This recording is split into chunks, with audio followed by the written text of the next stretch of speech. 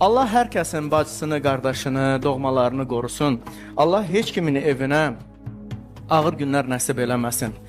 Bunu kimsə arzulayarsa, Allah onu həmin günü məhv eləyər. Həqiqətən də.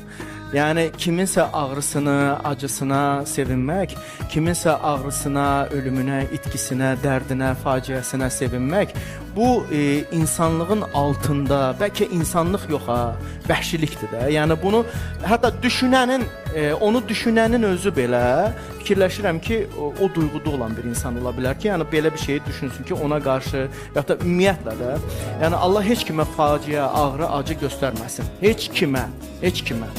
Amma qardaş, bacı çox yaxşıdır. Yəni sənin dirəyindir, yəni sənin arxa dayağındır, qardaşın, bacının olması.